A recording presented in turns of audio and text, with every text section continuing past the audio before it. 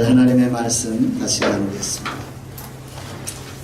마가복음 강의 29번째 마가복음 4장 35절부터 41절까지 있는 말씀입니다. 오늘 말씀의 제목은 제자들의 불신앙입니다. 따라합시다. 제자들의 불신앙. 제자들의 불신앙. 말씀을 통해서 우리 전도축제 4주차 하나님 주신 은혜가 있기를 바랍니다. 사실은 금주부터 저희 선교회에서 그동안 불러오던 작은 교회에 대한 명칭을 꿈꾸는 교회로 이렇게 바꾸고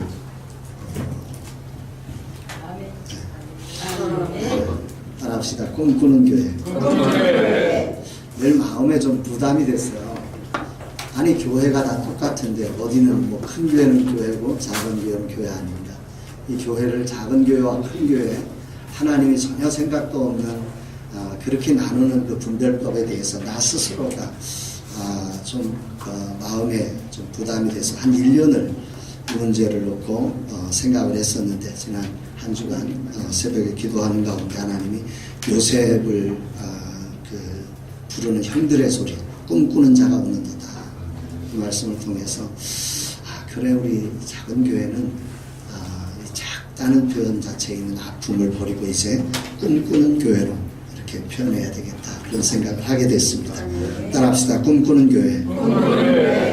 부흥을 꿈꾸는 교회, 하늘나라를 꿈꾸는 교회, 가정천국을 꿈꾸는 교회, 영혼 구원을 꿈꾸는 교회. 이 꿈꾸는 교회로서 여러분들이 정말 하나님의 꿈을 이루어가는 복된 교회가 될 줄로 믿습니다. 전도축제 4주차인데요. 전도축제는 전반기에 10주 그리고 후반기에 12주에서 총 22주차 우리가 전도축제를 하게 됩니다. 오늘로 이제 4주차인데 할 때마다 느끼는 거지만 따라합시다. 시작하면 끝이 온다. 네. 도전하면 실패도 있고 성공도 있습니다. 그러나 도전하지 않으면 실패도 없고 성공도 없습니다. 안전한 것 같은데 중요한 것은 따라합시다. 도전하지 않은 사람은 이미 패배한 거다. 도전하지 않았으면 그 사람은 이미 진 것입니다. 반면에 도전하고 실패한 사람들은 위대한 성장을 이룬 것입니다. 혹이라도 실패했을지 모르지만 이미 그 사람은 성장하고 있습니다. 이런 이야기가 있더라고요. 미국 인디애나주의 한 채석장에서 10년 가까이 일을 해왔던 릴리엄 콘스타블이라고 하는 사람이 있었습니다. 이 채석장에서 일하는 것을 천직이라고 생각하면서 정말 성실하게 그 일을 10년 동안 아주 열심히 다른 일을 해야겠다는 생각도 하지 않고 정말 천직으로 열심히 했습니다. 그러던 어느 날 이 사람에게 변호사가 되어야 되겠다는 생각이 갑자기 들었어요. 어떤 사건이 있었겠죠. 하지만 그는 가정을 가지고 있는 사람이라 변호사가 되기 위해서 직장을 때려치우고 변호사가 되기 위한 공부에 전념할 수가 없었습니다. 이 딜레마 속에서 이 사람은 도전을 포기하지 않았고 소중한 꿈과 가정을 모두 지키기 위해서 채석장 일을 계속하면서 법을 공부하기 시작했습니다. 사람들은 이 사람에게 도전은 무리야, 말도 안 돼, 집중해서 공부만 하는 사람도 변호사 시험에 떨어지는데 채석장이라고 언제 공부해가지고 언제 변호사 될 거야? 괜히 몸 피곤한 일 하지 말고 그만둬 이렇게 말을 하기 시작했습니다. 하지만 이 사람 포기하지 않았고요. 채석장에서 일하는 것과 변호사가 되는 것 사이에 이 갈등을 그는 조금도 불안해하지 않고 도전했습니다. 매일 8시간씩 채석장에서 일을 하면서 계속해서 틈틈이 시간 날 때마다 공부하기 시작했습니다. 아무리 피곤하고 일이 늦게 끝나는 날에도 30분이라도 공부를 한 뒤에 하루를 마무리했습니다. 그리고 1966년에 그는 인디애나 법대를 만점에 가까운 성적으로 졸업을 하고 드디어 꿈에 그리던 변호사가 되었습니다. 사랑하는 여러분, 사람도 노력하면 이런 결과를 만들어냅니다.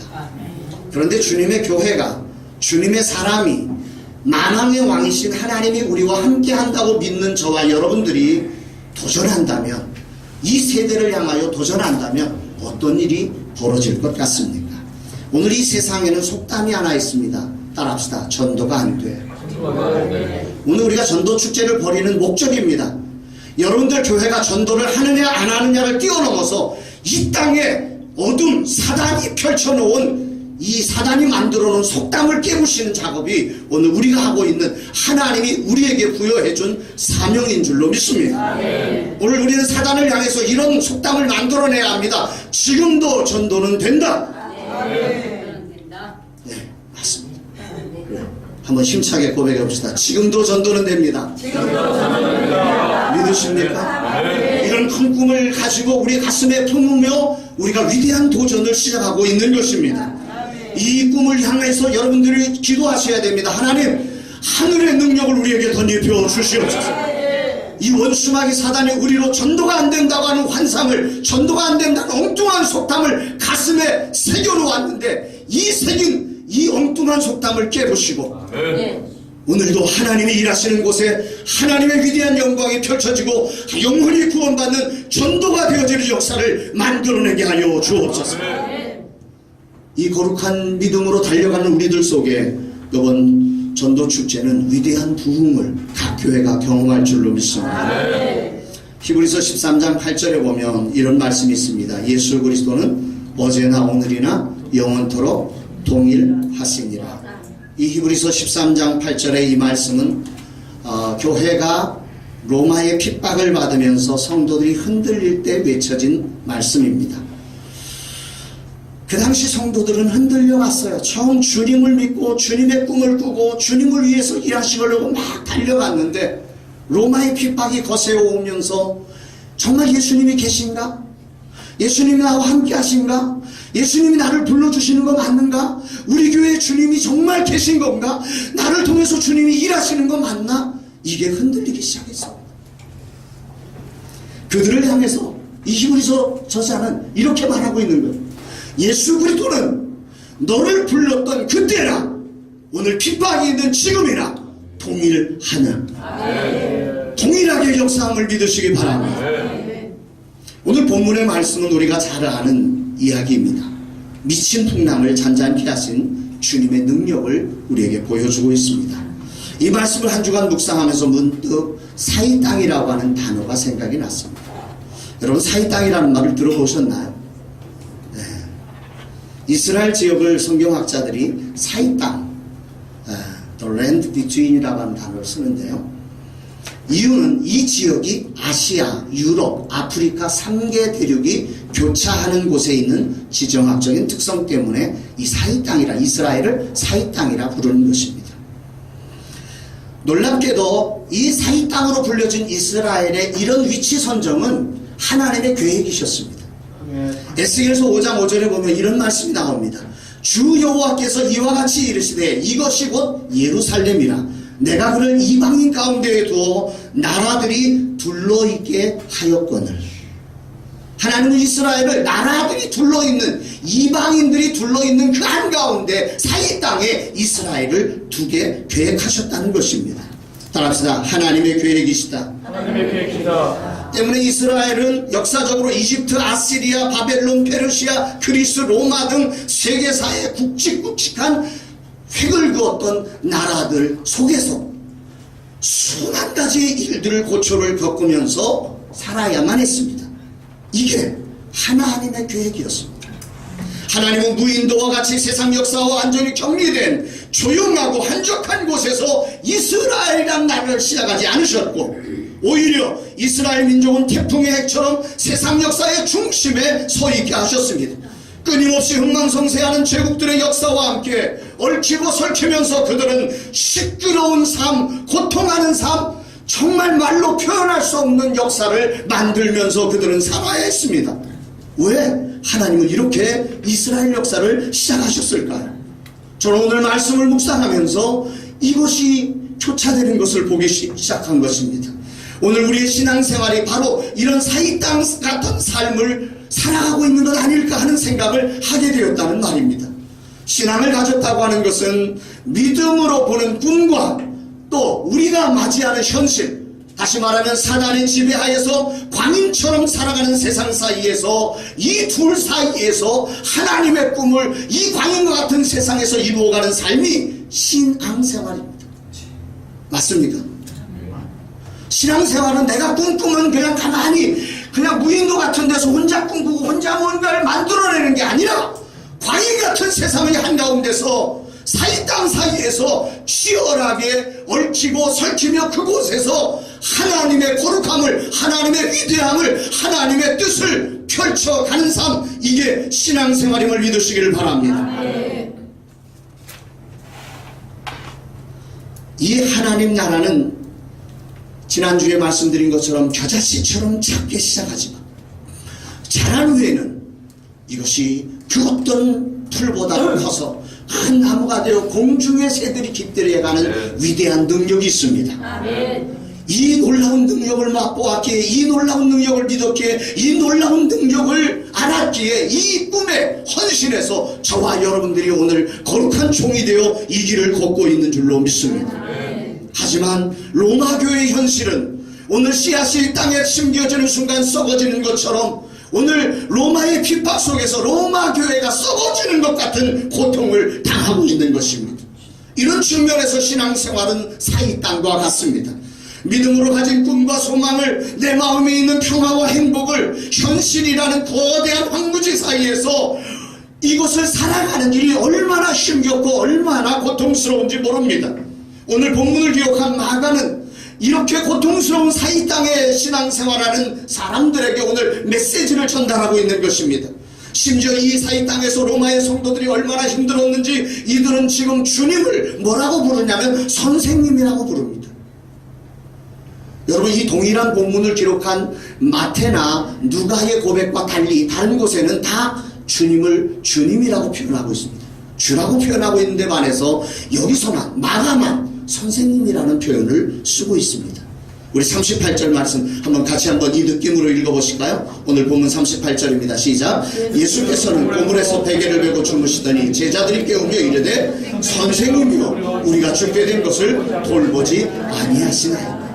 마가만 오늘 이 표현을 쓰고 있습니다. 선생님이라고 말합니다.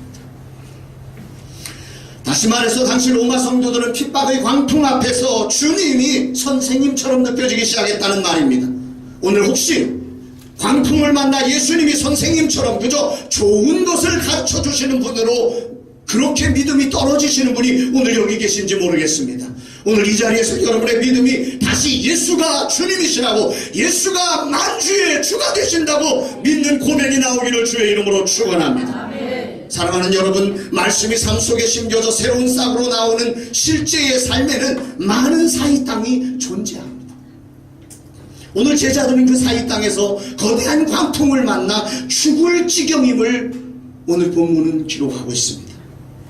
이 제자들 큰 광풍이 일어나는 그 속에서 그 물결에서 흔들리며 죽을 지경이 되어서 예수를 보는데, 이 마가의 눈에 예수를 보는 로마 교회의 신앙은 예수님이 이 광풍을 다스리시는 주님이 아니라 혹시 우리에게 좋은 말 해줄 수 있는 선생님으로 보여지고 있다는 말입니다. 우리 37절 38절 다시 한번 읽습니다.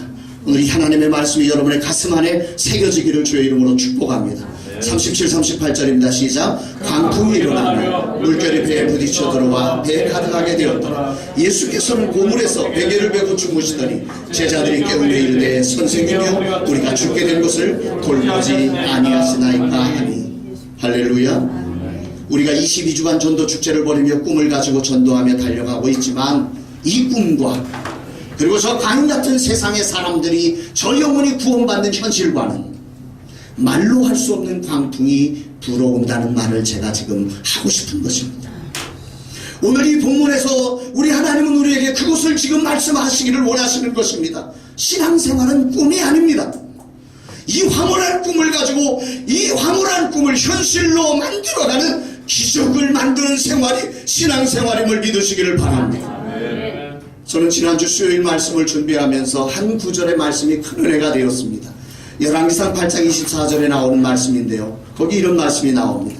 주께서 주의 종 내 아버지 다윗에게 하신 말씀을 지키사 주의 입으로 말씀하신 것을 손으로 이루심이 오늘과 같으니이다. 입으로 말씀하신 것을 손으로 이루심이 오늘과 같으니이다. 이 말씀이 막 가슴을 울렁이는 말씀으로 제게 다가왔습니다. 이 말씀을 한번 배경을 생각해 보면 이렇습니다. 솔로몬이라는 사람, 부정적인 이 다윗이 부정을 저질러서 그 신하를 잔머리 굴려가지고 적군 앞에 무참하게 죽여버리고 얻어진 그 아내를 통해서 낳은 자식입니다. 온 나라가 다 합니다. 이 사람이 왕이 될 확률 0%입니다. 안 그러겠습니까? 어느 백성이 거기서 난 자식이 왕이 되기를 원하겠습니까? 그런데 놀랍게 여러분들이 열왕기서를 보면서 이 열왕들의 이야기 속에서 여러분 조선왕조 500년처럼 읽으시면 안 됩니다. 하나님의 언약을 붙든 곳이 승리한다는 이 구속의 역사가 바로 그곳에 펼쳐져 있음을 믿으시기를 바랍니다. 솔로몬이 이 하나님이 하신 말씀, 다윗을 통해서 네가 왕이 될 것이고 네가 성전을 지을 거라는 그 말씀 하나, 정말 자기는 왕이 될까? 아도니아가 있는데, 그리고 거기에 군대 장관이 그와 함께하고 제사장이 그와 함께하고 있는데 나 같은 사람이 정말 왕이 될 수 있을까? 불안했습니다. 두려웠습니다. 떨었습니다. 그럼에도 불구하고 그 연약한 가운데 언약의 말씀을 붙들고 하나님 입으로 하신 말씀을 붙잡고 내가 성전을 지을 수 있을까 했는데 보니 20년이 지나 보니 성전을 건축하게 된 것입니다. 그리고 그 봉헌식에서 이 솔로몬이 기도하는 것입니다. 하나님이 입으로 하신 말씀을 손으로 이루셨습니다. 이 역사가 여러분에게 증거되기를 주의 이름으로 축원합니다. 하나님은 입으로 말씀하신 것을 손으로 이루시는 하나님이심을 믿으시기를 바랍니다. 저와 여러분들이 전도하며 하나님의 말씀을 믿고 선포할 때에 입으로 말씀하신 하나님이 손으로 그것을 성취하실 줄로 믿습니다. 오늘 본문으로 돌아가 봅니다. 예수님께서 하루 종일 수많은 군중을 가르치신 후에 제자들에게 특별 수업을 하십니다. 따로 그들이 물어볼 때에 그 비유로 하신 말씀의 뜻을 자세하게 제자들에게 가르치고 어느덧 늦은 저녁이 되었습니다. 정상적인 상황이라면 그 부분에 천막을 치든지 노숙할 준비를 하든지 가까운 요관을 찾아서 잠자리를 마련해야 할 시점입니다. 그런데 예수님은 무슨 생각에서든지 제자들에게 갈릴리 호수를 건너가자고 말씀하십니다. 우리가 저편으로 건너가자. 갈릴리의 어부로 잔뼈가 굵은 제자들에게 예수님의 이 말씀은 매우 못마땅한 것이었을지 모르겠습니다. 그것은 갈릴리 호수의 지형적인 특성을 이들은 너무나 잘 알기 때문입니다. 갈릴리 호수에는 저녁만 되면 강한 바람이 불어옵니다. 갈릴리 호수는 길이가 약 20km, 폭이 11km, 깊이가 50m, 상당히 큰 호수 바다처럼 생각되어지는 곳입니다. 사방이 산으로 둘려있고 그 산 중에 하나가 헐몬산이라고는 2760m나 되는 높은 산이 있습니다. 그곳은 만년설이 있습니다. 그 눈에서 눈이 녹아서 내린 차가운 물이 내려오면서 아열대성 기후에 이 갈릴리 호수의 물과 만나면서 이 기압의 차이가 나타나고 그 기압의 차이로 이곳에 폭풍이 불어오는 것입니다.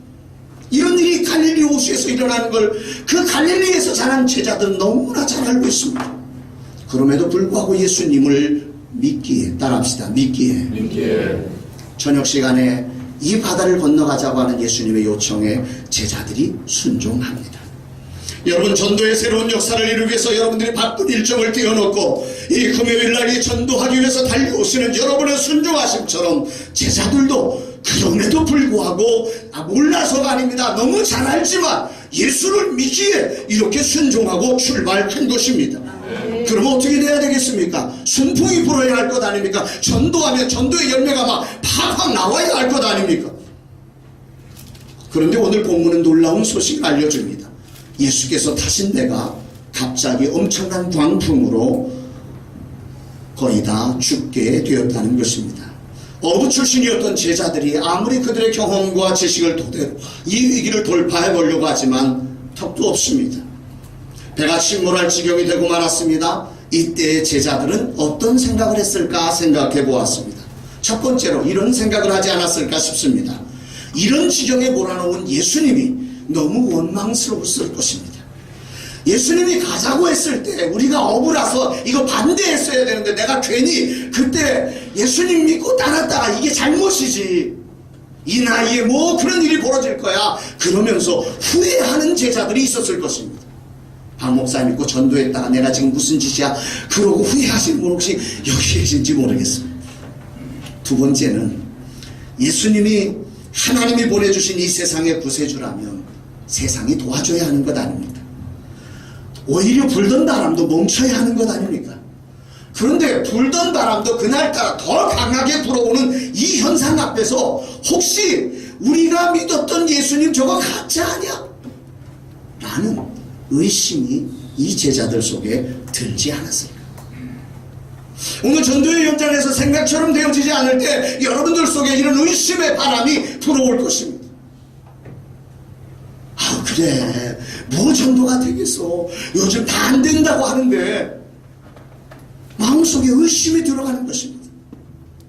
사랑하는 여러분, 이 두 가지 생각은 다른 것 같지만 사실은 모두 한 가지의 뿌리에서 나온 생각입니다. 그 한 가지의 뿌리가 뭔지 아십니까? 예수님이 함께 하신데 예수님과 함께하는 우리의 신앙생활에는 바람이 강풍이 불어오지 않는다는 것입니다. 이 믿음입니다. 따라합시다. 예수님과 함께하니 예수님과 함께하니 강풍이 불어오지 않는다. 강풍이 불어오지 않는다. 예수 잘 믿으면 예수 잘 믿으면 고난이 없다. 고난이 없다. 이 믿음의 뿌리가 이 두 가지 이야기 속에 담겨져 있습니다. 주님은 오늘 이 불신앙을 치료하고 싶어 하십니다. 그들의 생각은 완전히 빗나간 것입니다. 예수님께서 함께 하신 배에 태풍이 불기 시작했습니다. 강풍이, 미친 바람이 불기 시작했습니다. 감당할 수가 없습니다. 그리스도인이 가진 오해가 바로 여기서부터 출발합니다. 예수님을 잘 믿었는데 왜 이런 일이 벌어지는 거야? 내가 순종해서 지금 이 길을 걸어가는데 왜 우리 교회에 이런 문제가 생기는 거야? 내가 지금 전도하고 있는데 왜 저 인간한테 이런 모욕을 내가 당해야 되는 거야? 왜 우리는 이렇게 전도하는데 우리 교회는 전도의 부이 일어나지 않는 거야? 라고 하는 의심, 후회, 이런 것들이 우리의 마음속에서 일어날 이런 모습이 오늘 우리 신앙생활에 동일하게 있다는 사실을 여러분 기억하시기를 바랍니다. 하나님이 기뻐하시는 천국의 씨를 뿌리는 위대한 일을 하는데 왜 이런 문제가 생긴다고 불평하십니까? 왜 우리는 안 되는가 의심하시는 분 혹시 여기 계시지는 않으십니까? 오늘 주님은 이렇게 말씀하고 계십니다. 성경 어디에도 예수 잘 믿는 사람 고난 없다 이런 이야기 하지 않습니다. 예수 잘 믿는 사람에게 광풍 불지 않는다 이런 얘기 한 적이 없습니다. 오히려 시편 34편 19절에는 이렇게 말씀합니다. 따라합시다. 의인은 고난이 많으나 여호와께서 그의 모든 고난에서 건지시는도다. 아멘입니다. 의인은 뭐가 많으나? 고난이 많으나. 성경은 이렇게 말하고 있다는 거예요. 의인은 고난이 없으나가 아니라 의인은 오히려 세상 사는 저 사람보다 더 고난이 많을 수 있습니다. 문제는 의인에게는 고난이 제외된 게 아니라 모든 고난에서 그를 건져주시는 하나님의 능력이 함께함을 믿으시기를 바랍니다. 하나님은 그래서 자신을 이렇게 계시하셨습니다. 시편 46편 1절에 하나님은 우리의 피난처시오 힘이시니 환난 중에 만날 큰 도움이시라. 하나님 자신을 우리에게 이렇게 계시하신 것입니다. 나는 환난 중에 만날 큰 도움이야. 이 말은 무슨 얘기입니까? 하나님을 따르는 수많은 사람들이 당하는 그 환난, 바로 그곳에 하나님은 우리를 도와주시는 분이시라는 것입니다. 하나님은 이스라엘을 사이 땅에 두셨습니다. 오늘 저와 여러분들을 하나님의 꿈과 저 악한 세상이라는 그 사이 땅에 두어서 오늘 저 악한 세상 광풍이 불어오는 곳, 그곳을 피해서 천국 가라고 우리를 부르신 것이 아니라 그 강풍이 부는 바다를 지나 환난을 정복하신 주님을 보여주라고 우리를 불러주신 줄로 믿습니다. 그리스도인들이 요즘 고난을 요리조리 피해갑니다. 신앙생활하면서 충성을 요리조리 피해갑니다. 온갖 불행과 역경을 정면으로 도전하며 믿음 붙들고 하나님의 약속 붙들고 서는 사람이 드물어지기 시작했습니다. 저는 개인적으로 시편 18편 29절 말씀을 참 좋아하고 제가 힘들 때마다 이 말씀을 붙잡습니다. 내가 주를 의뢰하고 적군을 향해 달리며 내 하나님을 의지하고 따라합시다. 담을 뛰어넘나이다. 담을 뛰어넘나이다. 한 번 더 고백할까요? 담을 뛰어넘나이다. 담을 뛰어넘나이다. 담을 뛰어넘나이다. 담을 뛰어넘나이다. 이번 전도 축제가 담을 뛰어넘는 역사를 이루기를 바랍니다. 전도 안 된다는 담을 뛰어넘게 되기를 바랍니다. 우리에게 부흥 안 된다는 담을 뛰어넘기를 바랍니다. 주님이 살아계십니다. 우리 주님은 어제나 오늘이나 영원토록 동일하신 분이십니다. 그러기에 이 사단이 쳐놓은 담을 우리는 깨야 할 사명이 있음을 믿으시기를 바랍니다. 오늘의 상황은 예수님께서 목적을 가지고 만드신 것이지 재수 없어서 만나는 풍랑이 아니라는 사실을 믿으시기를 바랍니다. 우리가 예배를 통해서 말씀과 찬양과 기도를 통해 큰 감동과 은혜를 얻었다면 하나님께서는 그 은혜가 여러분의 삶 속에 얼마나 잘 뿌리내었는지를 반드시 시험해 보십니다. 이게 진짜인가 가짜인가 시험하십니다. 여러분들이 하나님으로부터 남다르게 큰 복을 받았습니까? 하나님께서는 그 복이 원래의 목적대로 쓰여지는지 안 쓰여지는지를 반드시 시험하실 것입니다. 그러므로 하나님의 큰 복과 은혜를 받고자 하는 사람은 그 복과 은혜와 함께 합당한 시험을 당할 각오가 되어 있어야 하는 것입니다. 자신에게 다가오는 시험을 따라합시다. 당연하게. 시험을 당연하게 받는 자세가 이게 진짜 신앙생활입니다. 베드로전서 4장 12절로 13절에는 이런 말씀을 하십니다. 사랑하는 자들아 너희를 연단하려고 오는 불시험을 이상한 일 당하는 것 같이 이상히 여기지 말고 오히려 너희가 그리스도의 고난에 참여하는 것으로 따라합시다. 즐거워하라. 즐거워라. 이상한 일 당한 것처럼 그렇게 고민하지 말고 즐거워하라는 거예요.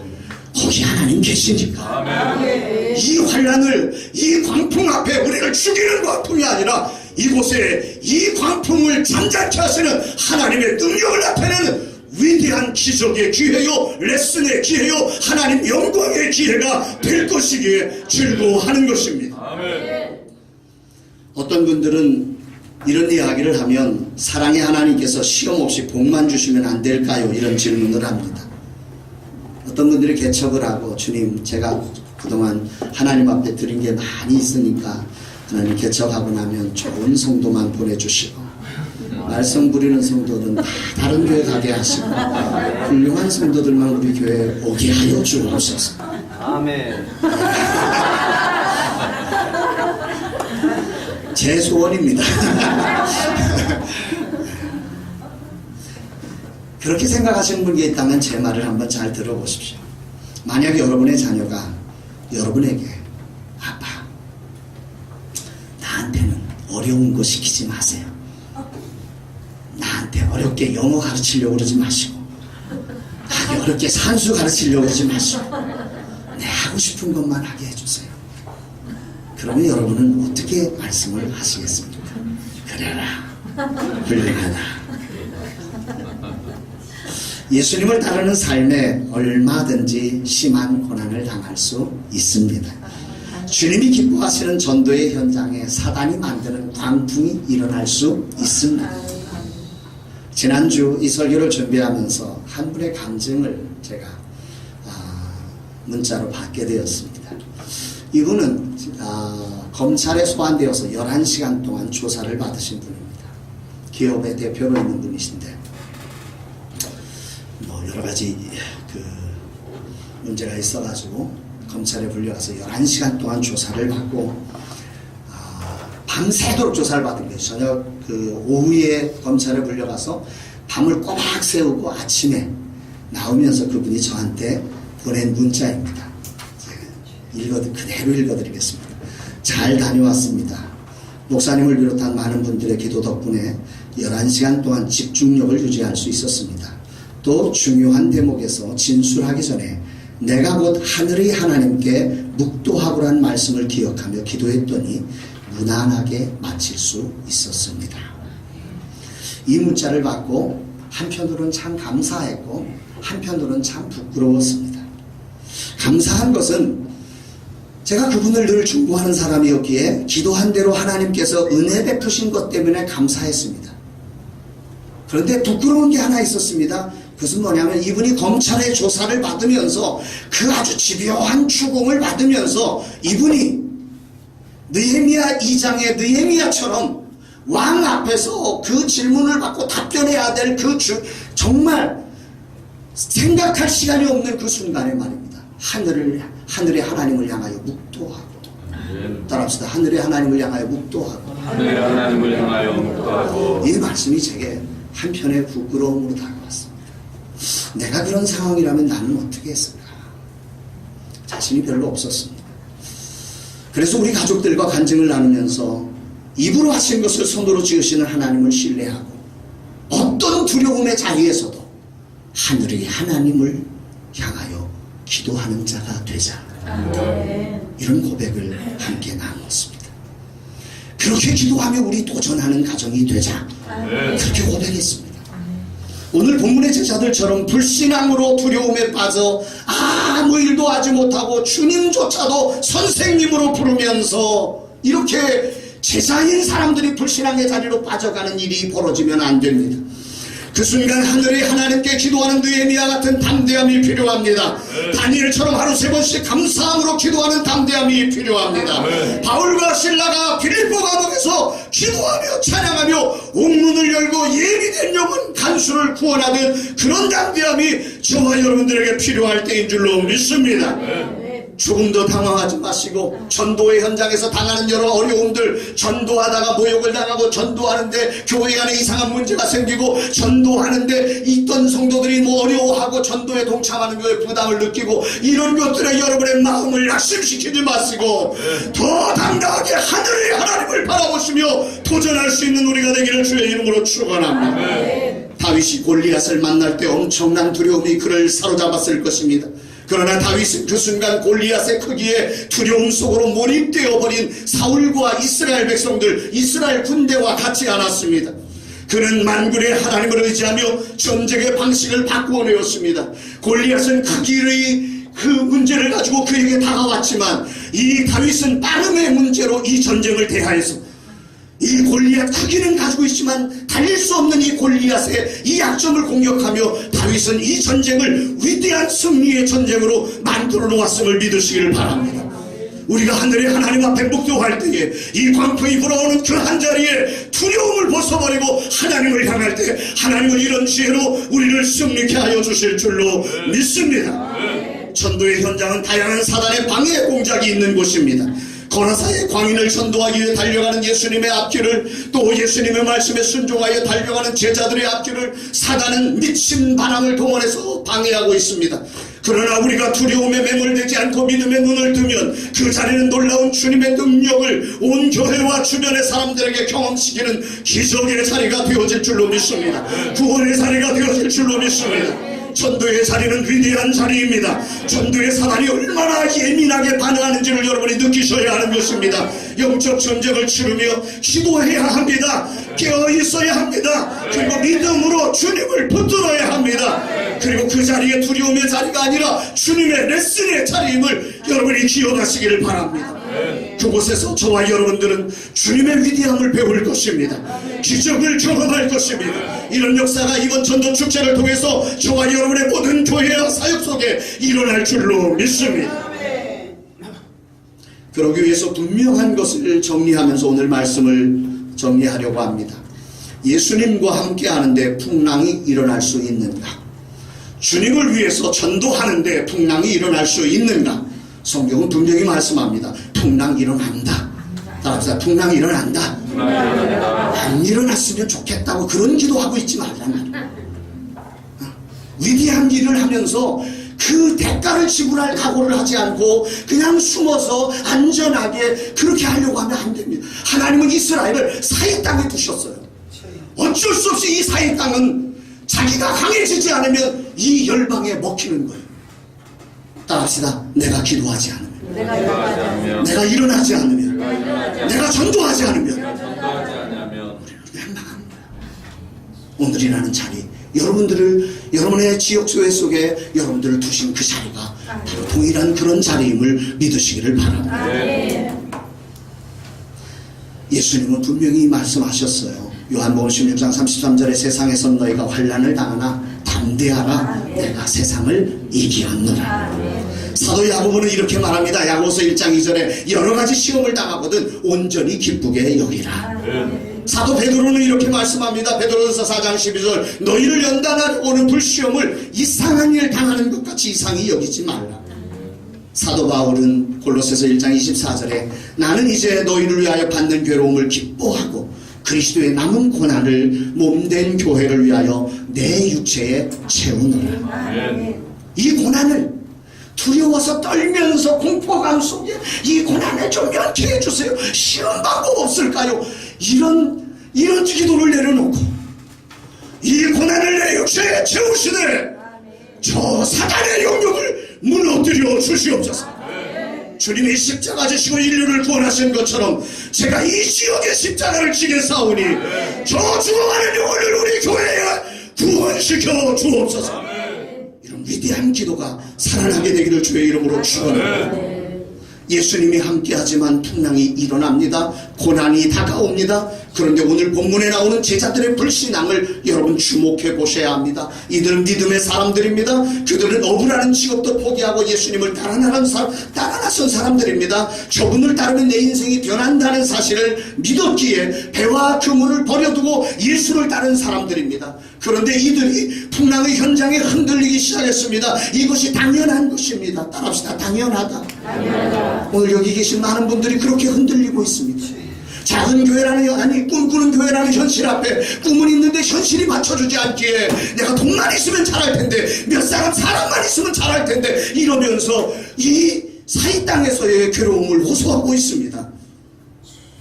그래서 주님은 오늘 의도적으로 이 제자들을 그 풍랑 있는 바다로 끌고 가고 계시는 것입니다. 이게 하나님의 의도가 있어요. 하나님의 꿈이 있어요. 릴리아 모리스라고 하는 여성이 50세에 눈에 이상이 왔습니다. 그가 52세가 되었을 때 드디어 시력을 완전히 잃어버렸습니다. 그런데 이분이 늘 행복합니다. 여전히 믿음의 소망을 가지고 하나님을 찬송하면서 많은 찬송가들을 작시하고 작곡을 합니다. 사람들은 이 사람에게 묻습니다. 모리스 여사님 힘들지 않으세요? 안 보이는데 얼마나 힘들겠어요? 그때 이 모리스 부인이 이렇게 대답합니다. 피곤하지 않습니다. 힘들지 않습니다.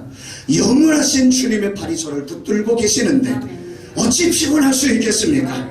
전능하신 주님의 팔이, 영원하신 주님의 팔이 저를 붙들고 계시는데 어찌 힘들 수 있습니까? 그러면서 자기의 간증을 찬송시로 지었습니다. 그게 바로 찬송가 406장, 아까 우리가 불렀던 고난 내 영혼 편히 쉴 곳과 풍랑이로도 안전한 포, 이 찬양.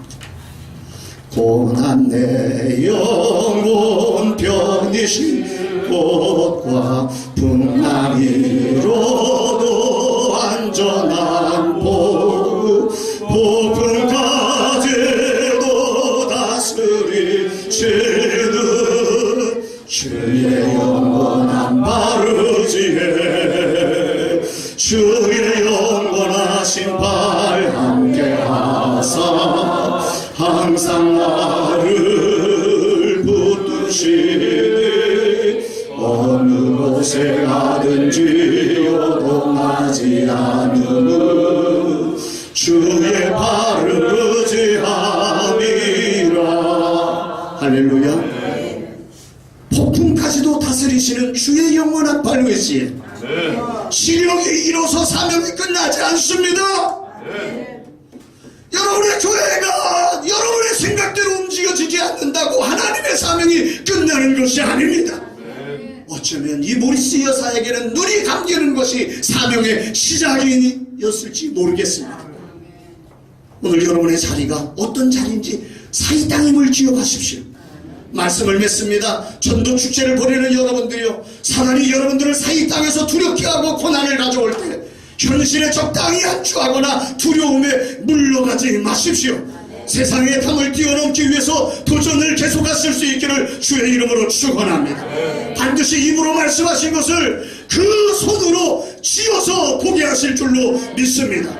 지금 기적이 일어날 때입니다. 주님은 오늘도 어제와 오늘이라 영원토록 동일하신 그 사랑, 그 능력, 그 지혜, 그 권세를 가지고 우리와 함께하고 계심을 믿으시기를 바랍니다.